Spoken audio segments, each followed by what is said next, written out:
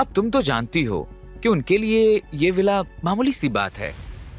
इससे पहले कि अवनी कुछ कह पाती, अनिल ने आगे आकर कहा, गौतम, ये बहुत बड़ा रिस्क है। तुम इस तरह से टीवी में देखकर किसी की मदद नहीं कर सकते। अगर किसी के साथ कुछ दिक्कत हो गई तो बहुत बड़ी मुसीबत खड़ी हो सकती है। ये बात कहते हुए अनिल की आंखों में एक अजीब सा डर साफ दिखाई दे रहा था। क्या टीवी में देखकर तुम किसी की हेल्प कर रहे हो? मैं कुछ समझी नहीं।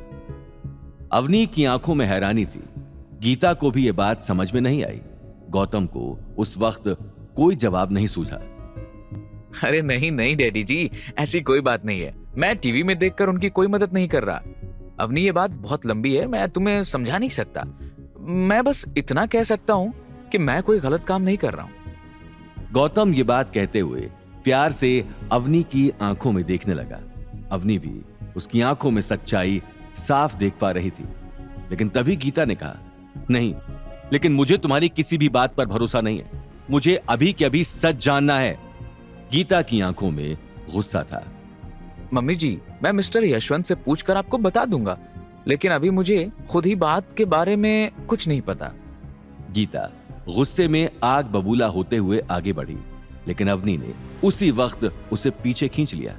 जैसे तैसे बात टल गई। गौतम को आगे कुछ कहने की जरूरत नहीं पड़ी। मॉम, मुझे गौतम की बात पर भरोसा है। वो ऐसा कोई भी काम नहीं करेगा जिससे मुझे बुरा लगे। मैं तुमसे वादा करता हूँ कि मैं तुम्हें कभी नाराज नहीं करूंगा। ऐसा कोई काम नहीं करूंगा कि तुम्हारा सिर लोगों के सामने झुके। ये बात कहते हुए गौतम के चेहरे पर मुस्कुराहट थी, लेकिन साथ ही उसे इस बात की भी चिंता खाई जा रही थी कि 1 साल बाद उसे अवनी को बहुत बड़ी सच्चाई बतानी थी। चलो, अब बहुत हुई बातें। मेरा कब से इस विला को अंदर से देखने का मन कर रहा है। कब से अपने आप को रोक कर बैठी हूँ। चलो। ये बात कहते हुए गीता भागते हुए विला के अंदर चली गई। उसके चेहरे पर आज जो खुशी थी वो आज से पहले कभी देखने को नहीं मिली थी। अनिल भी गीता को इतना एक्साइटेड देखकर मुस्कुरा रहा था। गीता ने अंदर आते ही सारी एंटीक और महंगी चीजें भांप ली। उसे अभी तक भी ये एक तरह का सपना ही लग रहा था। देखो जी, या हो गया मारो कमरो। मैं आगे वाले कमरों में रहने वाली हूँ और मुझे एक नौकर अपने आगे पीछे चाहिए।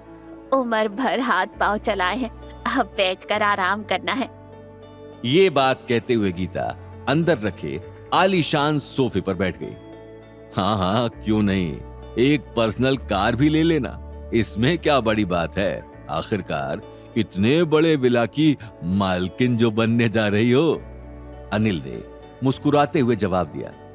ये बात सुनते ही गौतम और अवनी भी हंसने लगे। गीता के मन में कहीं ना कहीं गुस्सा भी था, तो कहीं ना कहीं वो विला की चकाचौंध देखकर दीवानी भी हो चुकी थी।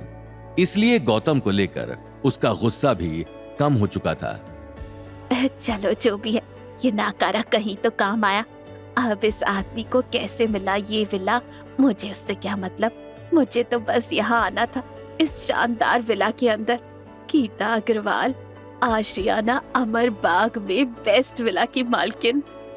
ये कहते हुए वो विला को देखने के लिए चली गई। अनिल भी उसके साथ विला की चकाचौंध देखने लगा। अवनी अपने मॉम डैड को इस तरह खुश देखकर मंद मंद मुस्कुरा रही थी। Gautam, thank you so much इस खुशी के लिए। तुम जानते नहीं हो, आज मॉम और डैड को इस तरह से खुश देखकर मैं कितनी खुश हूँ। मेरे दिल में क्या चल रहा है मैं बता नहीं सकती। ये कहते हुए अवनी ने गौतम के कंधे पर अपना सिर रख दिया। गौतम अवनी को अपने इतना करीब देखकर सकपका गया। उसके लिए ये लाइफ का सबसे अच्छा और खास लम्हा था।